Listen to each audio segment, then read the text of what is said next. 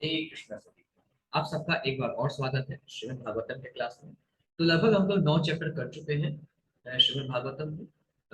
इसका भी तीसरा था, यानी कैंटो 3 का 9 चैप्टर कर चुके हैं। 10वां चैप्टर है जिसका शीर्षक है सृष्टि के विभाग।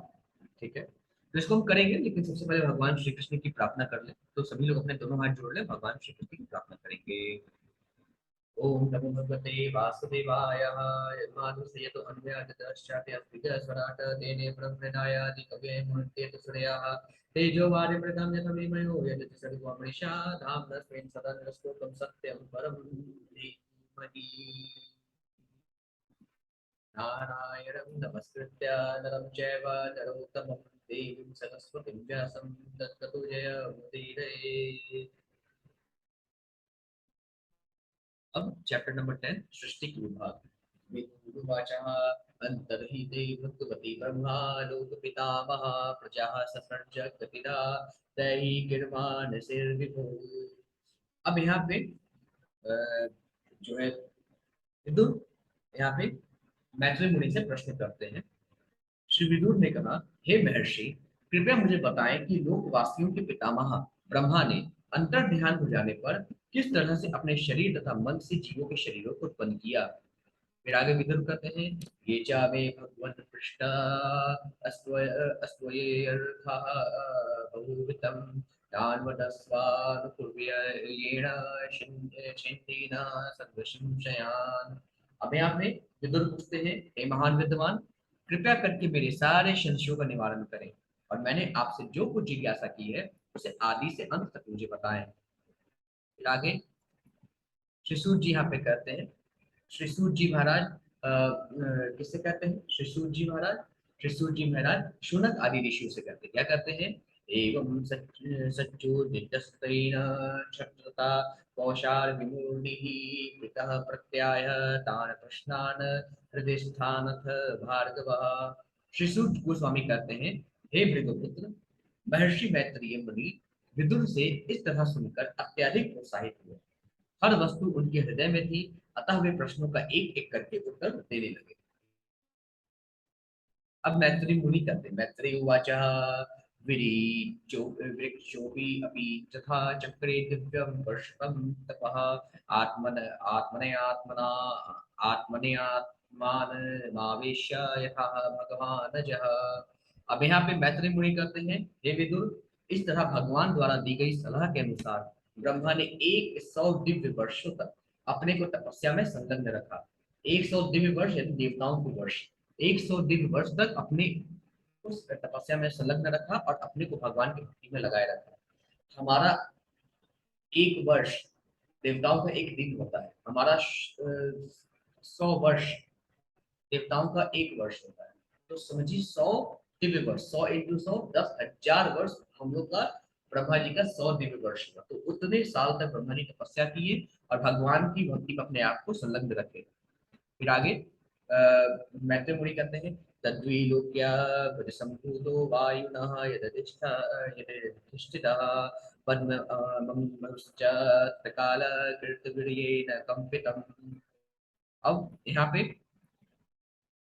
मैत्री मुनि कहते हैं, तत्पश्चात ब्रह्मा ने देखा कि वह कमल जिस पर वे स्थित थे तथा वह जल जिसमें कमल उगा था प्रबल प्रचंड वायु के कारण कांप रहे हैं। जब अचानक 100 दिव्य वर्ष पूरे हुए तो ब्रह्मा जी ने देखा कि जिस कमल पे स्थित है वो, और जल जहाँ जिस जल से कमल निकला हुआ है, प्रचंड वायु चल रही है और उसके कारण कमल कांप रहा है, तो जल है हिल रहे हैं प्रचंड वायु के कारण। फिर आगे आगे मैत्री मुनि कहते हैं, तपसा हेयोधमानेन विद्या चानप संस्थया विवृद्धे विज्ञान बलो नेपा वायुम सहा सहा बसा। अब यहाँ पे मैत्री मुनि कहते हैं, दीर्घकालीन तपस्या तथा आत्म साक्षात्कार के दिव्य ज्ञान ने ब्रह्मा को व्यवहारिक ज्ञान में परिपक्व बना दिया था। अतः उन्होंने वायु को पूर्णतः जल के साथ पी लिया। तो ब्रह्मा जी ने क्या किया? उन्होंने वायु को जल के साथ पी लिया।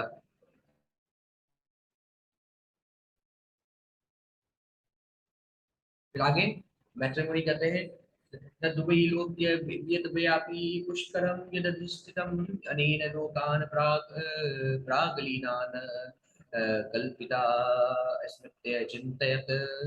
बिना मैत्री मुनि कहते हैं, तत्पश्चात उन्होंने देखा कि वह कमल जिस पर वो आसीन थे ब्रह्मांड भर में फैला हुआ है, और उन्होंने विचार किया कि उन समस्त लोगों को जिस तरह उत्पन्न किया जाए जो इसके पूर्व उसी कमल में लीन थे। तो तब ब्रह्मा जी ने देखा जिस कमल पे आसीन है पूरा ब्रह्मांड में सिर्फ कमल ही कमल, उनका ही कमल दिख रहा है। ठीक है। तो ब्रह्मा जी ने विचार किया कि उन समस्त लोगों को उसी तरह उत्पन्न किया जाए जिस इससे पहले उसी जिस तरीके से इस कमल में लीन हुए।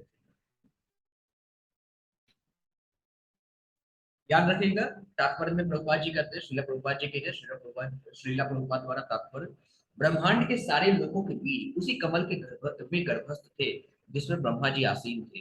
जो ब्रह्मांड का बीज है, जो ब्रह्मांड का उद्गम है, उसी कमल के अंदर समा गया था। ठीक है। और कमल भगवान के नाम ही है, तो कमल के अंदर चला गया था, कमल के अंदर सब कुछ समा गया था। अब उसी कमल से जो चीज लीन हुई थी वो वापस प्रकट होगी। भगवान ने पहले से सारे लोगों को उत्पन्न कर रखा था, और सारे जीव भी ब्रह्मा में जन्म ले चुके थे। भौतिक जगत तथा सारे जीव पहले से ही बीजाणु रूप में भगवान द्वारा उत्पन्न किए जा चुके थे, और ब्रह्मा को इन्हीं बीजों को ब्रह्मांड भर में बिखेरने था। इसलिए असली सृष्टि सर्ग कहलाती है, और बाद में ब्रह्मा द्वारा जो की गई सृष्टि है वो विसर्ग कहलाती है। भगवान जो बीज ऑलरेडी उत्पन्न करके कमल में जो ऑलरेडी डाल देते हैं वो क्या है, सर्ग। और बाद में ब्रह्मा जी उन चीजों को बीज रूप में कमल से उत्पन्न करके हर जगह फैला देते हैं, उसको कहते हैं विसर्ग। फिर आगे मैत्री मुनि कहते हैं, पद्म कोशम तदा विश्य भगवत कर्म चोदितः एकम वैभां दक्षी दुर्धा त्रिधा भाव्यम द्विसप्तथा द्विसप्तथा। अब यहाँ पे यहाँ पे मैत्री मुनि कहते हैं, इस तरह पूर्ण पुरुषोत्तम भगवान की सेवा में लगे ब्रह्मा जी कमल के कोश में प्रविष्ट हुए, और चूंकि वो सारे ब्रह्मांड में फैला हुआ था, अतः उन्होंने इसे ब्रह्मांड के 3 विभागों में और उसके बाद 14 विभागों में बांट दिया। तो क्या किया ब्रह्मा जी ने कि जिस कमल पे वासीन थे उसको पहले 3 विभागों में बांटा, और उसके बाद 14 विभागों में बांटा। आगे बताते हैं वो विभाग क्या है। एतावाञ्जीवलोकस्य संस्थाभेदः समाहृता धर्मस्य हयानिमित्तस्य विपाकः परमेष्ट ये यसो। अब यहाँ पे मैत्री मुनि कहते हैं, परिपक्व दिव्य ज्ञान में भगवान के अहेतु की भक्ति के कारण ब्रह्मा जी ब्रह्मांड में सर्वोच्च पुरुष हैं। इसलिए उन्होंने विभिन्न प्रकार के जीवों के निवास स्थान के लिए 14 लोगों का सृजन किया। तो अनेक प्रकार के जीवों के निवास के लिए उन्होंने 14 भुवन बनाए, 14 लोक बनाए। फिर आगे विदुर प्रश्न करते हैं, विदुर्वाचः यदा ततः बहुरूपस्य हरेर् अद्भुते कर्मणः कलाख्यं लक्षणं ब्रह्मा अन्यथा वर्णया न प्रभो। अब यहाँ पे विदुर प्रश्न पूछते हैं, हे प्रभु, हे परम विद्यमान महर्षि, कृपया करके नित्य काल का वर्णन करें, जो अद्भुत अभिनेता परमेश्वर का दूसरा रूप है। नित्य काल के क्या लक्षण है, कृपया करके हमें हमें विस्तार से करें। फिर आगे मैत्री मुनि कहते हैं, मैत्री वाचः गुणवैती कराकारो निर्विशेषो अप्रतिष्ठितः पुरुष पुरुषस्तपादानमात्मानं लीलया सृजत। अब यहाँ पे मैत्री मुनि कहते हैं, नित्य काल ही प्रकृति के तीनों गुणों को अन्योन्य क्रियाओं का आदि स्रोत है। वह अपरिवर्तनशील तथा समाहित है, और भौतिक सृजन की लीलाओं में यह भगवान के निमित्त रूप में कार्य करता है। फिर आगे मैत्री मुनि कहते हैं, विश्वम वै ब्रह्म तन्मात्र संस्थितम विष्णु मायया ईश्वरेण परिच्छिन्नम कालेनावृत्त मूर्तिना। अब यहाँ पे मैत्री मुनि कहते हैं, यह विराट जगत भौतिक शक्ति के रूप में अप्रकट तथा भगवान के निर्विशेष स्वरूप काल द्वारा भगवान से विलग किया गया हुआ है। यह विष्णु की उसी भौतिक शक्ति के प्रभाव के अधीन भगवान की वस्तुगत अभिव्यक्ति के रूप में स्थित है। फिर आगे मैत्री मुनि कहते हैं, यथेदानीं तथाग्रे च पश्चात पयेत दीर्घशम्। फिर आगे मैत्री मुनि कहते हैं, यह विराट जगत जैसा अब है वैसा ही रहता है, यह भूतकाल में भी ऐसा ही था और भविष्य में भी इसी तरह रहेगा। फिर आगे मैत्री मुनि कहते हैं, सर्गो नमदे विदस्तस्य प्राकृतो व्यकृतस्तु यः कालद्रव्य गुणैरस्य त्रिविधः प्रतिसंक्रमः। अब यहाँ पे मैत्री मुनि कहते हैं उस एक सृष्टि के अतिरिक्त जो गुणों की अन्योन्य क्रियाओं के फलस्वरूप स्वाभाविक रूप से घटित होती है, 9 प्रकार की अन्य सृष्टियां भी हैं। नित्यकाल, भौतिक तत्वों तथा मनुष्यों के कार्य के गुण के कारण प्रलय 3 प्रकार का है।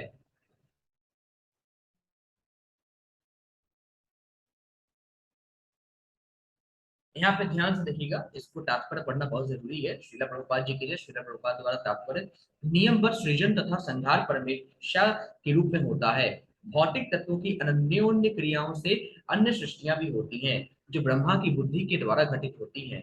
बाद में इनकी विशद व्याख्या की जाएगी। आगे हम पढ़ेंगे इसके बारे में कि अन्य सृष्टियां कैसी होती हैं। याद रखिएगा, संप्रति केवल प्रारंभिक जानकारी दी गई है।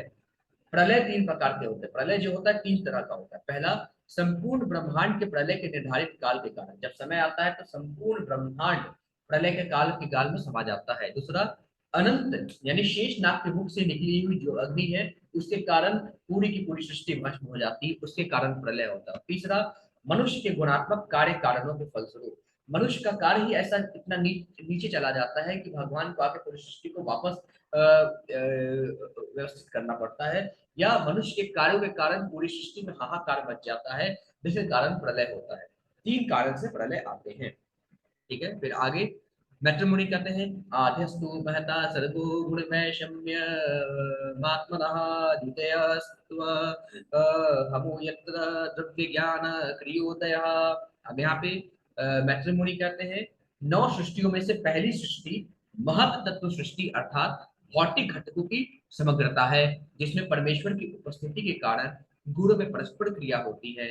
द्वितीय सृष्टि में मिथ्या अहंकार उत्पन्न होता है, जिसमें से भौतिक घटक, भौतिक ज्ञान तथा भौतिक कार्यकलाप प्रकट होते हैं। फिर आगे मैट्रिमोनी कहते हैं भूत सर्गस्त तृतीयस्तु तन्मात्रो द्रव्य शक्तिमान चतुर्थ इंद्रिय सर्गो यस्तु ज्ञान क्रियात्मकः। अब यहाँ पे मैट्रिमोनी कहते हैं इंद्र विषयों का सृजन तृतीय सृष्टि में होता है और इनसे तत्व उत्पन्न होते हैं। चौथी सृष्टि है ज्ञान तथा कार्य क्षमता क्रिया शक्ति का सृजन होता है यहाँ पे। फिर आगे मैट्रिमोनी कहते हैं वैकारिको देव सर्गः पंचमो यन्मयं मनः शतस्थौ तमसः सर्गो यस्त्व बुद्धि कृतः प्रभो। अब यहाँ पे मैट्रिमोनी कहते हैं पांचवी सृष्टि सतोगुण की अन्योन्य क्रिया द्वारा बने अधिष्ठाता देवों की है, जिसका सार समाहार मन है। छठी सृष्टि जीव के अज्ञानता पूर्ण अधिकार की है, जिसमें स्वामी मूर्ख की तरह कार्य करता है। फिर आगे मैत्री मुनि कहते हैं शनि में प्राकृता सर्गा वैकृतानपि मे शृणु रजो भाजो भगवतो लीलेयं हरि मेधसा। अब यहाँ पे मैत्री मुनि कहते हैं उपर्युक्त समस्त सृष्टियां भगवान की बहिरंगा शक्ति की प्राकृतिक सृष्टियां हैं। अब मुझसे उन ब्रह्मा जी द्वारा की गई सृष्टियों के विषय में सुनो जो रजोगुण के अवतार हैं और सृष्टि के मामले में जिनका मस्तिष्क भगवान जैसा ही है।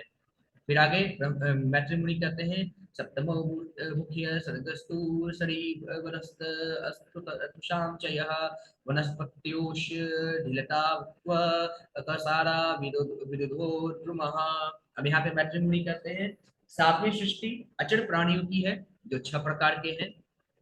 फूल रहित फल वाले वृक्ष, फल पकने तथा जीवित रहने वाले पेड़ पौधे, लताएं, नलीदार पौधे, बिना आधार वाली लताएं तथा फल फूल वाले वृक्ष।